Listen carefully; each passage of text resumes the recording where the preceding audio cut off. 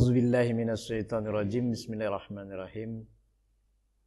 Assalamualaikum warahmatullahi wabarakatuh. Alhamdulillahirabbil alamin. Wassalatu wassalamu ala asyrofil anbiya wal mursalin wa ala alihi washabbihi ajmain. Amma ba'du.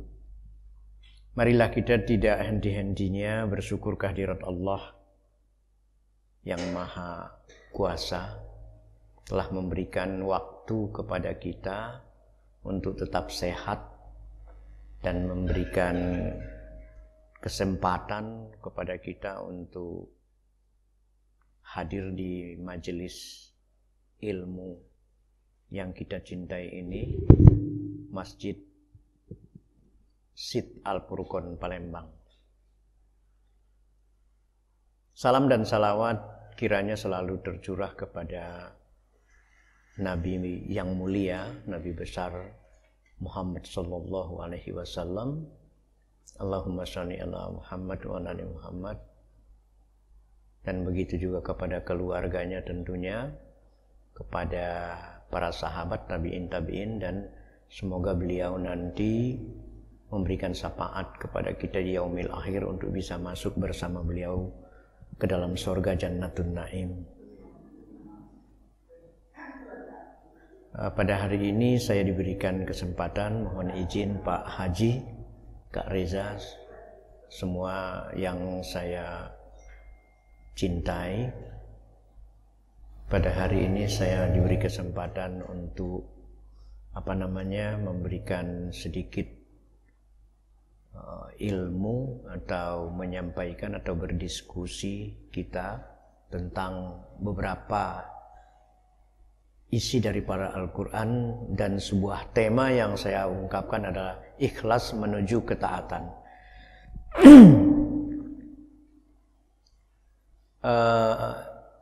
Sebelumnya saya menyebutkan ikhlas itu di dalam bahasa Indonesia itu adalah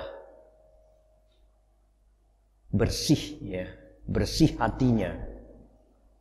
Kalau bersih hatinya berarti tanpa noda, ya, tulus hati, atau dalam memurnikan ketaatan kepada Allah semata. Bersih, tulus hati di dalam memurnikan ketaatan kepada Allah Subhanahu wa taala. Artinya kalau orang anak muda sekarang ini, seperti anak-anak ini nothing tulus. Jadi kalau berlaku itu tidak ada merasa harus ada imbalan, harus dipuji orang, harus ada sesuatu yang memberikan timbal balik. Kalau ikhlas tidak seperti itu. Ikhlas lakukan pekerjaan. Datang ke sini bukan untuk dilihat orang supaya kita alim, tapi datang ke sini memang semata untuk mentolabul ilmu. Tolabul ilmi itu ya mempelajari, yang membahas tentang ilmu Al-Quran dan hadis yang menjadi pedoman kita. Jadi bukan Pak Bangun memberikan ini bukan supaya ada sesuatu hal yang dia harapkan, tidak seperti itu. Dan itu perlu pelajaran tentunya, tidak bisa serta-merta langsung, perlu proses bertahun-tahun. Jadi dalam hubungan sesama manusia itu harus ikhlas, baik memberi pertolongan kebaikan dengan tulus hati. Tulus hati itu memang mengungkapkannya mudah, sangat mudah. Aku tulus memberikan sesuatu padamu, padahal di balik belakangnya ada embel-embel. Nah, itu tidak boleh. Di dalam Islam kita harus serius, dalam arti kata apa yang hendak kita lakukan itu semata karena Allah. Semata karena Allah, tidak mengharapkan sesuatu dari manusia, tapi berharap imbalan dari Allah. Baik pahala maupun suatu ketika kita mendapatkan penghapusan dosa gitu ya. Kita kan selalu berharap yang seperti itu. Kalau kata Allah dalam Al-Quran itu berharap cemas gitu ya. Ada harapan tetapi takut juga kepada Allah, jangan-jangan kayak gitu. Tapi ini harus kita satukan hati, jangan lagi ada jangan-jangan. Harapan itu kita ungkapkan kepada Allah semata. Semoga Allah membalas apapun yang kita lakukan. Tentu kebaikan-kebaikan yang kita lakukan. Itu kira-kira sedikit arti ikhlas itu. Jadi tulus, murni gitu ya. Tetapi di dalam melakukan keikhlasan itu tentu kita harus meyakini dulu keberadaan Allah. Kalau di dalam Al-Quran itu ada memurnikan tauhid katanya ya. Dalam ikhlas kita harus memurnikan tauhid lebih dahulu.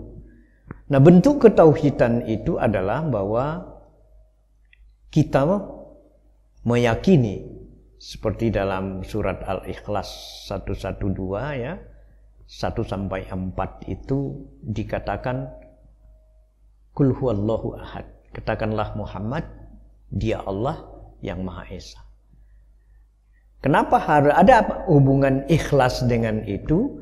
Dengan adanya tauhid itu makanya kita tahu bahwa kita ini karena ada Allah gitu loh. Ada yang kita esakan, ada yang memberikan imbalan, ada yang patut kita abdi ya. Dalam Al-Qur'an surat Al-Jariyat itu kan kita ini manusia dilahirkan untuk mengabdi kepada Allah. Jadi berarti ada Allah. Kemudian Allahus Samad. Allah tempat meminta segala sesuatu. Nah, ini kepercayaan ini, keyakinan kita. Lam yalid wa lam yulad. Allah itu tidak beranak, tidak pula diperanakkan. Wa lam yakul lahu kufuwan ahad. Dan tidak ada sesuatu yang setara dengan Dia. Jadi ini ketauhidan kita itu kita yakini dulu dengan surat Al-Ikhlas 1-4. Ini biasa kita baca sehari-hari. Ternyata para ulama pun mengakui bagaimana kita bertauhid harus meyakini yang ini. Tidak ayat yang lain.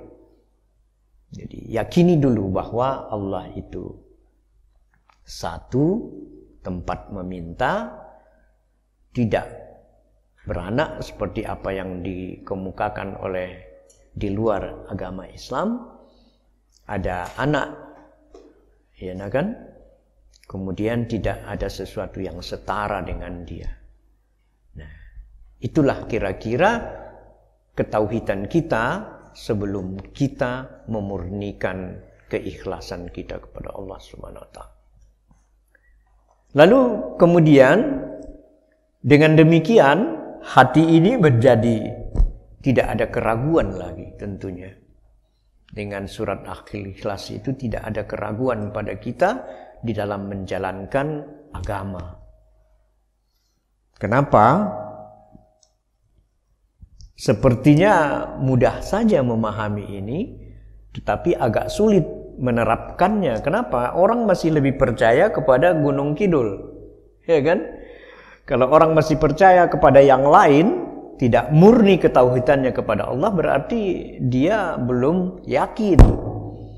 Belum yakin. Nah, makanya kata Rasulullah itu sangat tipis antara tauhid dengan kemungkinan kemungkaran itu. Nah, ini hati-hati kita. Hati-hati supaya menjaga itu. Terkadang orang merasakan, wah, nggak usah terlalu susah. Memang tidak susah. Tapi ketika kita aplikasikan, banyak tindakan kita yang terkadang tergantung kepada orang.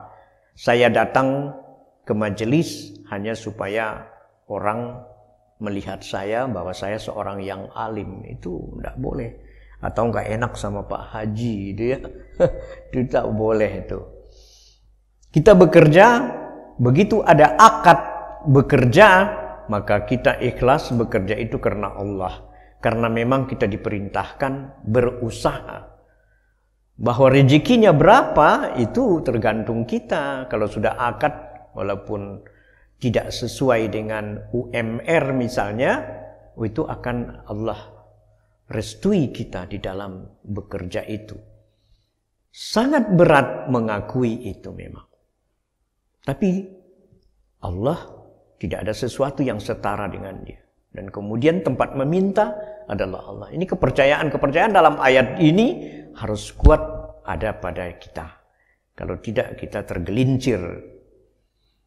Lalu kemudian bentuk ikhlas yang sesungguhnya itu ada dalam surat Al-An'am ayat 6. Kalau kita baca Pak Habib ayat Al-An'am itu ayat 1 ayat 6 surat 6 162 surat 6 162. A'udzubillahi minasyaitonirrajim. Bismillahirrahmanirrahim. Qul inna salati wa nusuki wa mahyaya wa mamati lillahi rabbil alamin. Yang artinya, katakanlah Muhammad, sesungguhnya salatku, ibadahku, hidupku dan matiku hanyalah untuk Allah, Tuhan seluruh alam. Kemudian ayat selanjutnya, la syarika lahu wa bidzalika umirtu wa ana awwalul muslimin, yang artinya tidak ada sekutu baginya dan demikianlah yang diperintahkan kepadaku dan aku adalah orang yang pertama berserah diri atau muslim. Nah, gitu. Jadi bentuk keikhlasan sesungguhnya itu ada pada surat Al-An'am. Katakanlah sesungguhnya sembahyangku, ibadahku, hidupku dan matiku hanyalah untuk Allah, Tuhan semesta alam. Jadi kita dibekali dulu dengan ayat-ayat ini. Mengatakan bahwa sembahyang kita, ibadah kita, hidup kita, dan mati kita itu hanyalah untuk Allah, Tuhan semesta alam. Bagaimana itu bisa? Ya, itulah perintahnya. Bagaimana itu bisa melakukannya? Itulah bentuk kemurnian. Kemurnian ini sama dengan ikhlas di dalam hati itu. Murni. Memang ini sepertinya orang-orang, kalau ada Buya Ar-Razi mengatakan ya, Pak Reza, itu mengatakan itu orang-orang tarikot. Harus sudah ada makrifatnya. Padahal tidak. Kita orang yang seperti kita ini pun sudah harus bagaimana caranya memurnikan akidah kita, memurnikan niat kita, memurnikan jiwa kita. Dan tidak ada sekutu baginya, dan demikian itulah diperintahkan kepadaku, dan aku adalah orang yang pertama-tama menyerahkan diri kepada Allah. Artinya orang yang pertama itu Rasulullah yang mengatakan itu ya. Jadi kita harus mencontoh ayat ini. Semua pekerjaan yang kita lakukan ini hanya untuk Allah. Hanya untuk Allah. Dengan demikian maka muncullah rahmat Allah nanti kepada kita. Dengan adanya rahmat Allah, maka kemungkinan besar segala sesuatu yang kita butuhkan di dunia ini akan diimbali oleh Allah. Apa imbalannya? Mereka yang membutuhkan rezeki akan diberikan oleh Allah tentunya. Kan itu janji Allah di dalam Al-Quran. Kalau engkau percaya kepadaku, yakin kepadaku. Kalau kita mengingatkan firman Allah dalam sebuah hadis qudsi, sangka hambaku adalah sangkaku, kata Allah. Jadi kalau kita ikhlas, murni, hanya berharap kepada Allah semua pekerjaan yang kita lakukan, maka Allah memberikan imbalannya yang sesuai dengan kehendak kita. Kita menginginkan, wah anakku ini bagus. Jangan ada pernah kita mengatakan bahwa anak kita itu tak bagus. Karena kalau kita mengatakan anak kita tak bagus, nanti muncul pemikiran atau muncul imbalan dari Allah pun tak bagus. Kan ada terkadang kita ini suka mengatakan bodoh kali kau. Itu adalah bodoh gitu ya. Tidak boleh sama anak-anak kita atau di dalam keluarga kita mengatakan yang seperti itu. Jadi kemurnian itu berharap kepada Allah dengan prasangka yang baik. Husnuzon, jangan zuuzon. Prasangka itu demikian besar. Demikian hebat sangka itu ya. Pak Habib, kalau saya ini Pak Habib kan lagi kecelakaannya sakit. Kalau katakan susah ini, kalau kayak gini ini udah susah ini, nggak akan bisa sembuh, maka susah akan sembuhnya. Tapi kalau saya serahkan sama Allah, saya yakin ini akan sembuh, maka Allah akan menyembuhkannya. Itu kan? Jadi hati, ikhlas itu dari hati yang dalam. Tidak ada ikhlas hanya ungkapan belaka. Itu kira-kira. Jadi dalam sebuah tafsir itu Ibnu Katsir menjelaskan bahwa ayat 162 itu Allah memerintahkan Nabi agar mengabarkan kepada kaum musyrik ya, yang tidak percaya, yang menyembah selain Allah dan menyembelih binatang dengan menyebut selain nama Allah, bahwa yang demikian itu beliau berseberangan dengan mereka. Karena sesungguhnya salat hanya untuk Allah. Dan yang membedakan kita dengan orang-orang di luar Islam adalah salat. Kalau orang yang tidak Islam, dia tidak salat.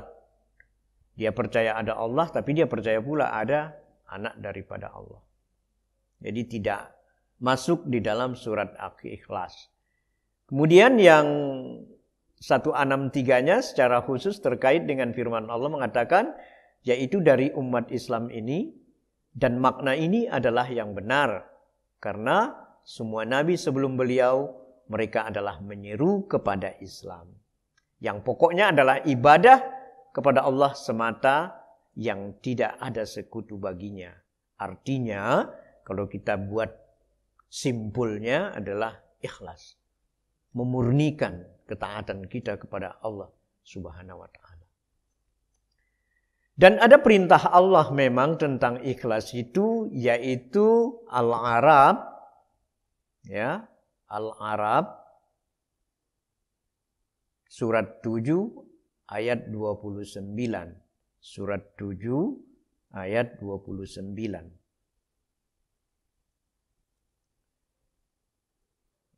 Surat 7 ayat 29, Pak Habib. A'udzubillahi minasyaitonirrajim.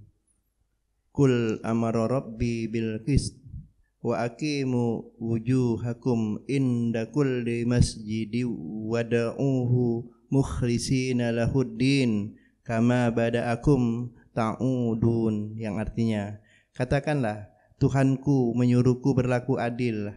Hadapkanlah wajahmu kepada Allah pada setiap solat dan sembahlah Dia dengan mengikhlaskan ibadah semata-mata hanya kepadanya.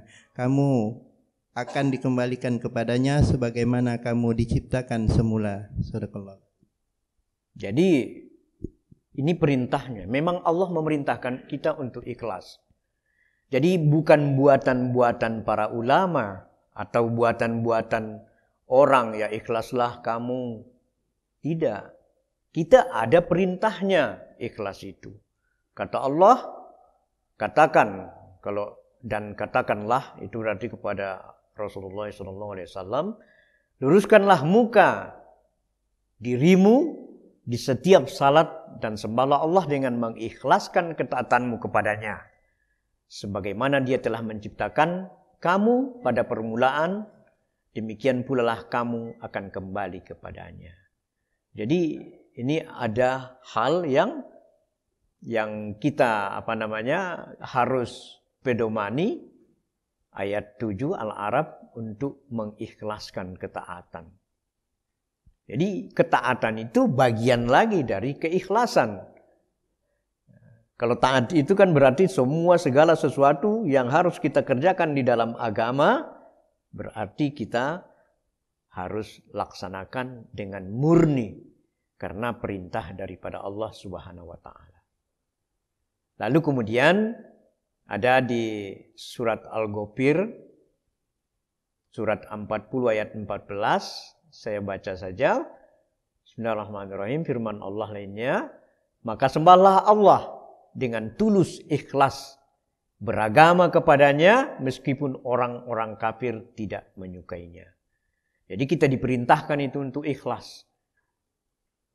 Perintah ikhlas ini adalah perintah yang tidak bisa kita tolak sebagai seorang muslim. Meskipun orang kafir tidak menyukainya.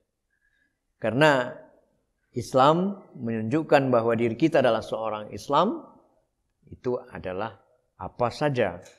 Kalau sembah lain ini, kalau kami sama Ustadz Reza mengatakan mengabdi. Jadi dua bahasa. Kalau sembah ini adalah, mungkin itu kalau dulu itu artinya sembahyang gitu ya. Menyembah Allah dengan bahasa Sanskerta. Tapi pada dasarnya kalimat sembah ini boleh kita katakan untuk mengabdi. Kalau mengabdi itu berarti sama dengan mengabdi kepada manusia sebagai pimpinan kita. Berarti kita harus mulai dari A sampai Z. Apa yang dikemukakannya kita harus lakukan. Tentu dengan aturan-aturan. Begitupun mengabdi kepada Allah. Mengabdi kepada Allah itu totalitas. Kita tidak bisa kalau kayak gitu nanti dulu sholatnya. Sudah menjelang azhar baru sholat. Itu kan disebutkan sebuah kelalaian tentunya. Kemudian di Al-Bayyinah 98 surat 5. Padahal mereka disuruh kecuali supaya menyembah Allah. Ya, tidak disuruh kecuali, padahal mereka tidak disuruh kecuali supaya menyembah kepada Allah. Dengan memurnikan ketaatannya dalam menjalankan agama yang lurus. Dan supaya mereka mendirikan salat dan menunaikan zakat. Dan demikian itulah agama yang lurus. Jadi memang tema kita pada hari ini bagaimana caranya menata hati dan menata ketauhidan kita. Bagaimana kita bisa memantapkan jiwa kita.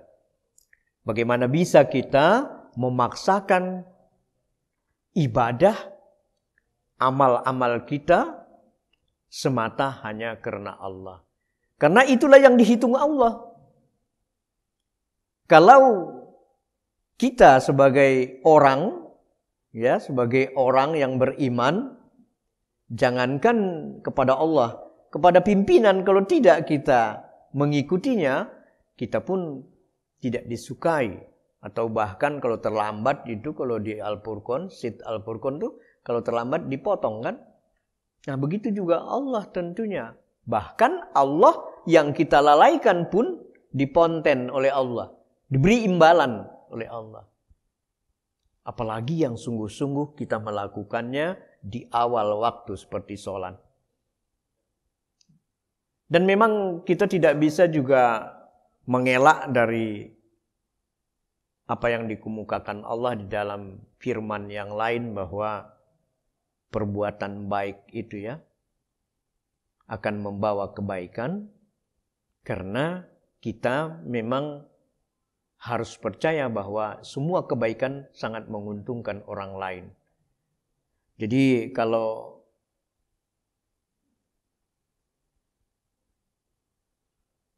di dalam ada di depan ini ikhlas. Keikhlasan itu membahagiakan orang seperti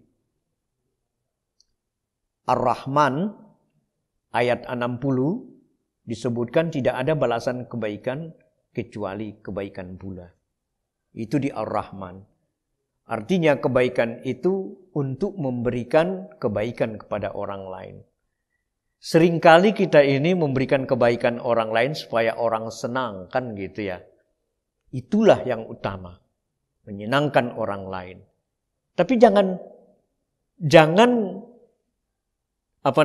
kita berharap bahwa agar ada balasan.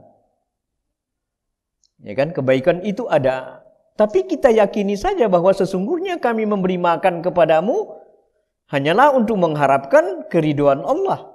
Kami tidak menghendaki balasan dari kamu dan tidak pula ucapan terima kasih.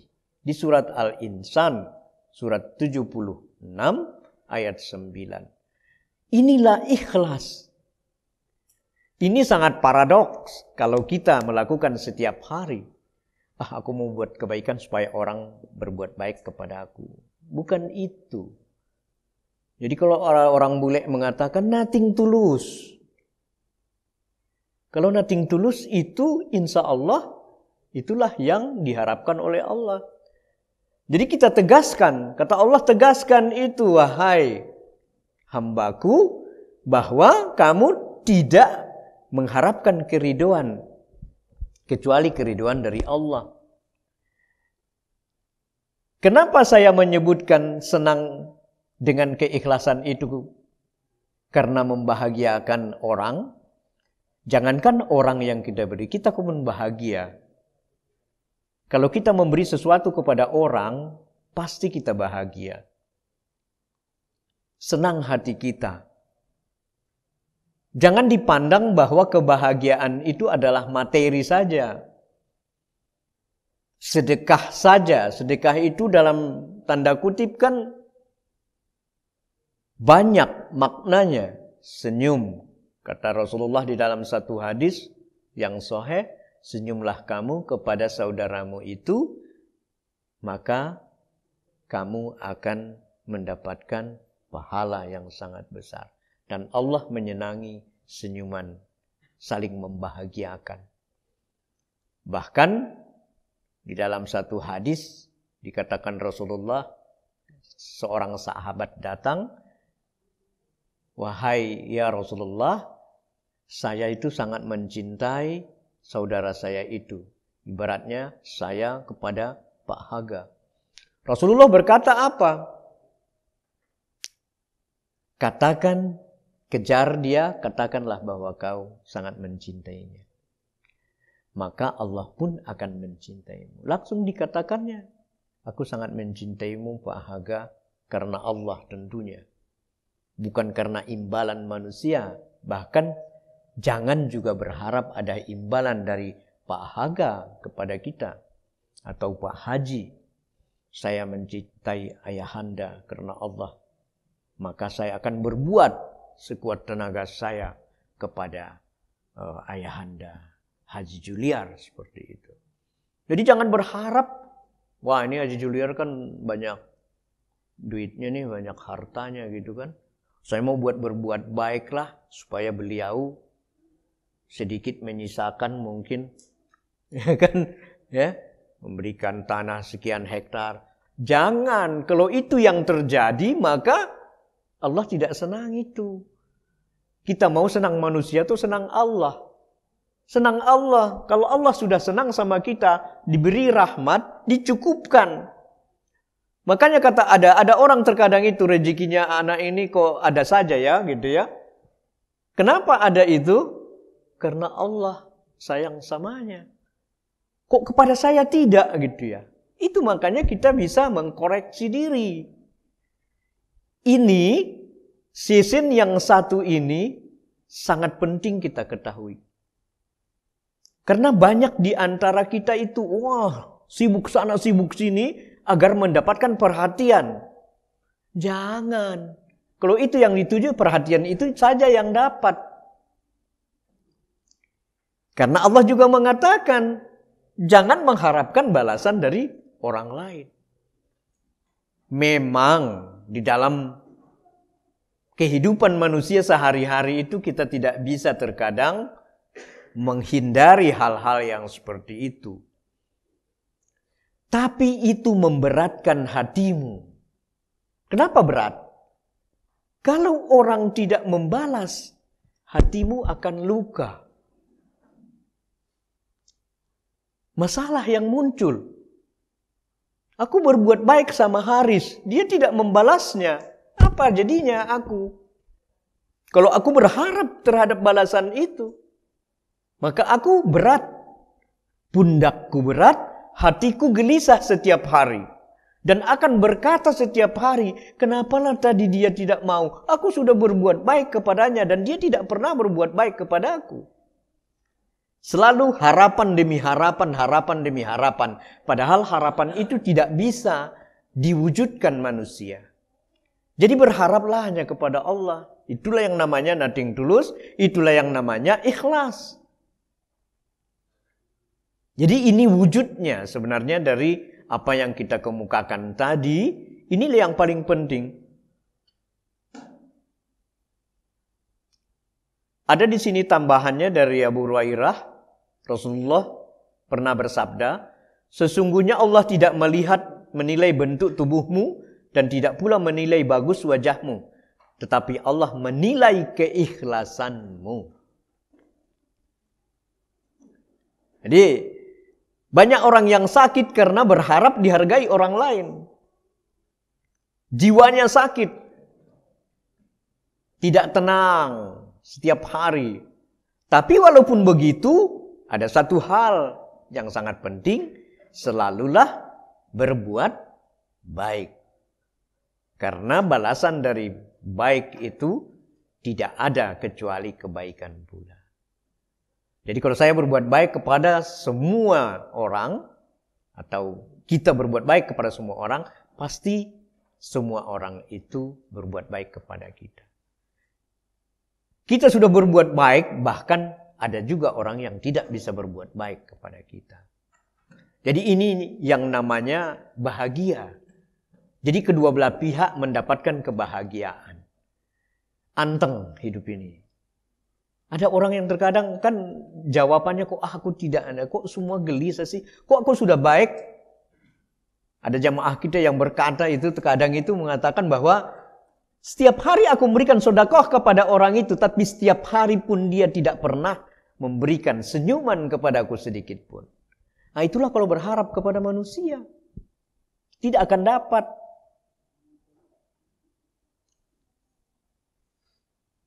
Nah gimana caranya? Ikutin apa kata Allah ini. Al-insan katakan, saya nggak berharap kepadamu. Saya memberikan makan kamu ini bukan berharap supaya ada balasan darimu. Ya. Kemudian yakin bahwa semua perbuatan yang kita lakukan itu akan dirahmati oleh Allah. Kalau Allah sudah menjanjikan, rahmat Allah akan turun. Di setiap rahmat Allah itu ada bagian kita. Ada benih-benih cinta yang diberikan oleh Allah sama kita itu. Kalau di dalam ilmu makrifat itu kita dapat tuh. Cinta. Kasih sayang Allah. Butiran-butiran yang begitu ikhlas. Dari Allah pun muncul kepada kita. Susah menerapkan ini. Kalau tidak ada pelajaran. Semua orang belajar. Orang Jepang itu dulu, orang Jepang selalu menjadi panutan kita dalam dunia disiplin. Jam 7 tank sudah bersiap. Kalau kita jam 7, kaget dulu lah. Sebentar lagi. Masih panjang waktunya. Sudah dibilangin jam 8, kata Pak Haji. Saya mengutip Pak Haji ya, jangan ada yang marah nih. Ini kajian keluarga, Pak Aga udah ketawa aja. Jam 8 itu harusnya dari rumah itu sebelum jam 8 sudah masuk di kelas kita ini. Tapi jam 8.20 masih ada yang satu-satu. Nah, saya mengutip Pak Haji, jangan marahin saya. Nah, itu bentuk ketidaktaatan kita di dalam menjalankan waktu. Tidak seperti orang Jepang. Kalau di Sit Al-Furqan itu sudah dilakukan tuh. Ada pinjer ya Pak Khairil ya. Jam 7.15 tank. Kalau udah lewat potong tahanan. Nah itu. Kalau di Sit Al-Furqan potong tuh sekian persen. Sekian menit, sekian persen, sekian menit, sekian persen. Itu disiplin. Kita memang harus begitu, apalagi bangsa kita, bangsa yang susah untuk tertib. Jam 3 bangun, kaget dulu lah, lewat itu. Subuh pun bisa lewat. Padahal Allah mengatakan melalui Rasulullah SAW dalam sabdanya, begitu kamu terbangun, sholatlah. Bangunlah katanya, bersiaplah, bangunlah. Kita kan takut sakit tuh. Wah, jam 2. Sakit nanti. Ini udah enggak enak badan ini. Padahal janji Allah mengatakan akan memberikan segala sesuatu yang diberikan oleh Allah kepada kita. Nah, ini season yang membahagiakan ini sangat perlu untuk kita. Kenapa? Dengan itu hati kita tidak akan pernah ternoda. Hati kita tidak akan pernah tergores. Hati kita akan tulus ikhlas. Semua kita harus belajar untuk itu. Disiplin hati dan jiwa. Dan itu tidak mudah. Ini yang kita katakan itu kita tidak mudah. Orang ngomong sebentar aja pakai motor atau pakai motor di samping kita. Pasti kalimat yang tidak bagus keluar dari mulut kita. Cak Yunian baru motor ini. Kan kayak gitu. Padahal jangan-jangan itu ibunya sedang sakit. Dia cepat. Ada lagi orang ten di belakang. Kita ini mau cepat-cepat sama-sama. Kan kayak gitu kita terkadang. Anggap aja bahwa dia bawa istrinya sedang hamil. Mau melahirkan ke rumah sakit. Kok tidak pernah kita membawa pikiran kita ke sana, kan gitu. Tidak pernah kita membawa pikiran kita kepada baik. Ya sudahlah, saya mundur aja. Bahkan ambulans pun, saya juga mau cepat. Kita sama-sama mau cepat juga ini. Ambulanlah. Nggak boleh. Kita harus menata hati ini untuk mengikhlaskan segala sesuatu bahwa sebenarnya itu ada kebaikan di sana. Jangan negative thinking. Itu salah satu itu kan di dalam ilmu psikologi yang disebutkan Sigmund Freud, kita belajar dulu itu mengatakan jangan negative thinking. Ini baru bergaul sebulan, 2 bulan, 3 bulan. Sudah bisa mengklaim orang itu baik atau jahat.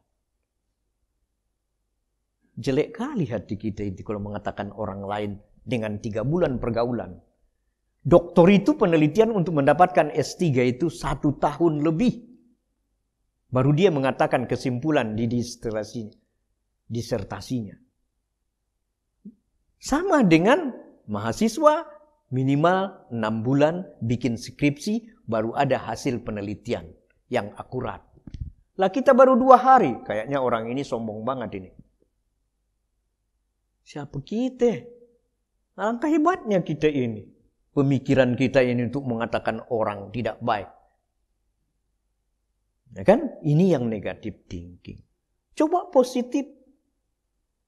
Positif itu sangat bahagia. Aliran darah kita akan sempurna. Yang tadi bengkok, kalau positive thinking dia begini. Lempang energi. Ada 2 di dalam aliran darah ini. 1 darah energi, 1 darah yang merah itu. Itu orang yang sakit kepala itu kebanyakan itu tuh. Masalah terus aku ini. Dia nggak mau keluar dari masalah. Di kantor terlalu masuk di dalam masalah. Itu tak boleh tuh.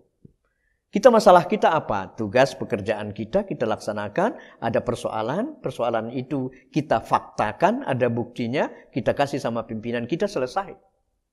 Itulah tugas kita. Ini enggak. Kenapa dia itu begitu ya?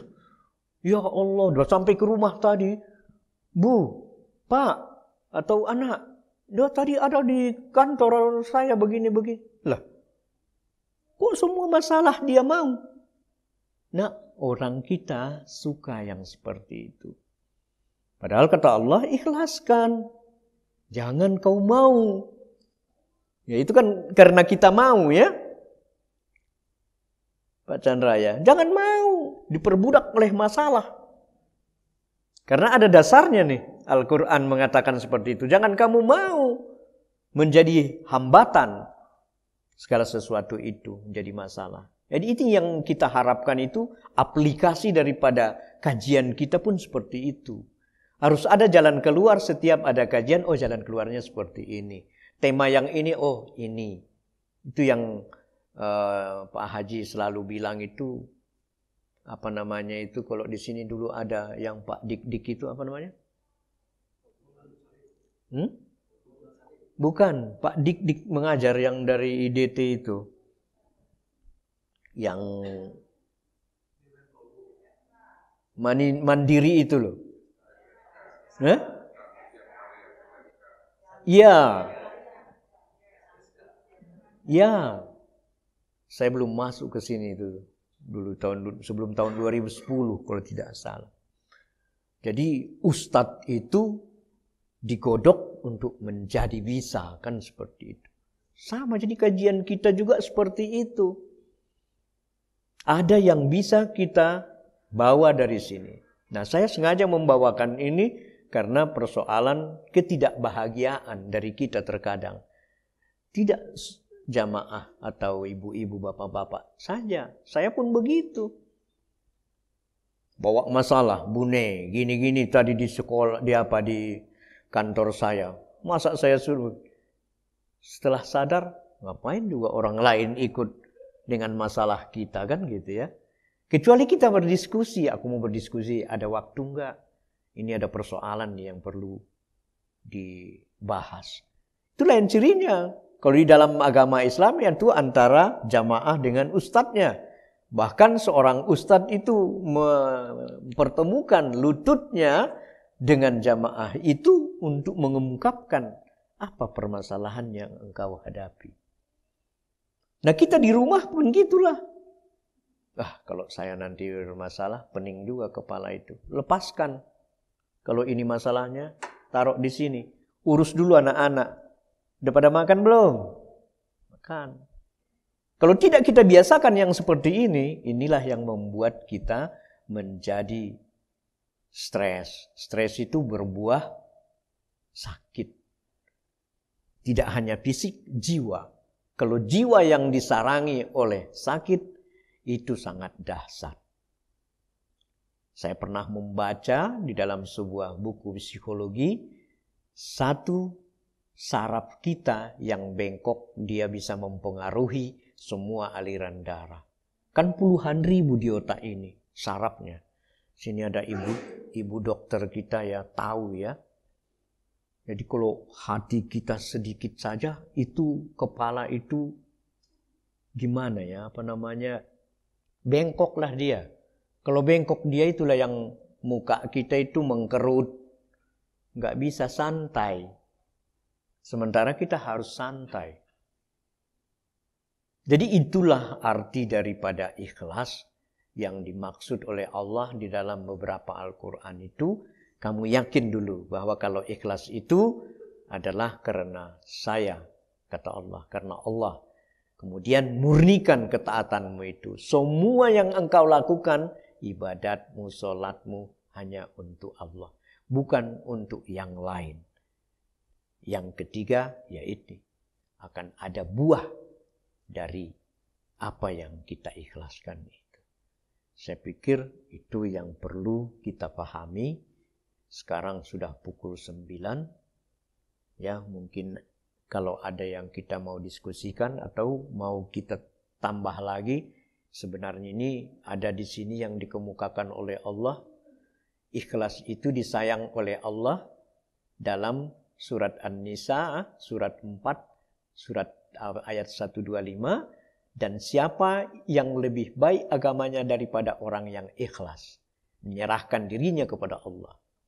Ya, sedang dia pun mengerjakan kebaikan dan mengikuti agama Ibrahim yang lurus, dan Allah mengambil Ibrahim menjadi kesayangannya.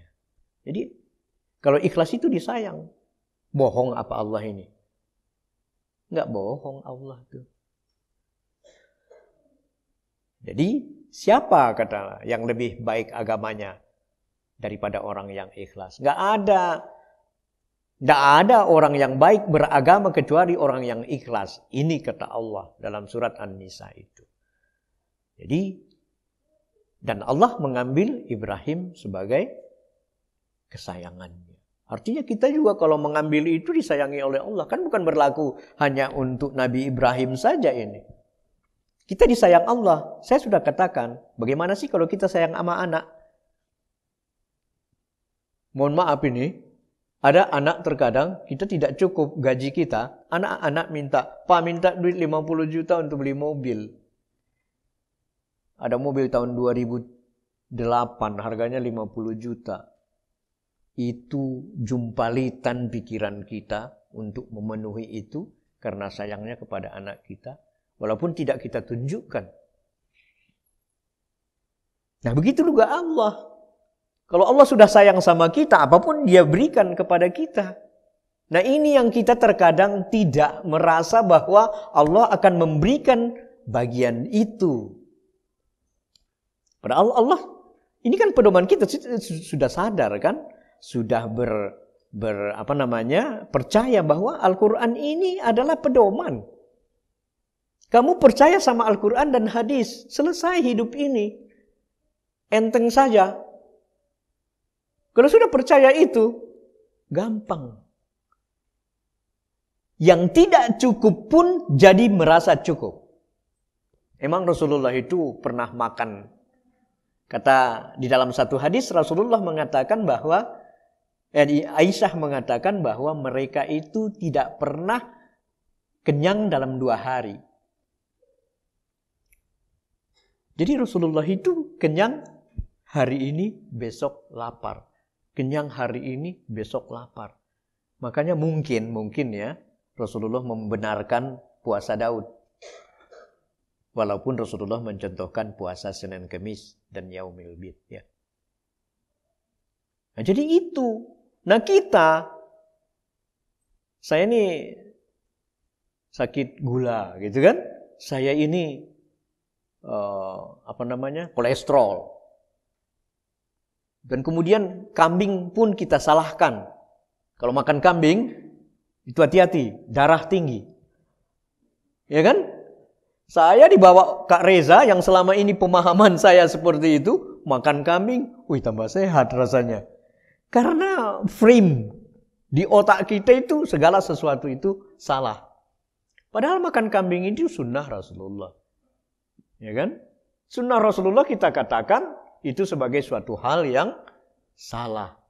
Salah. Karena apa makan kambing? Tiap hari makan kambing, tidak pernah puasa. Itu saja yang membuatnya.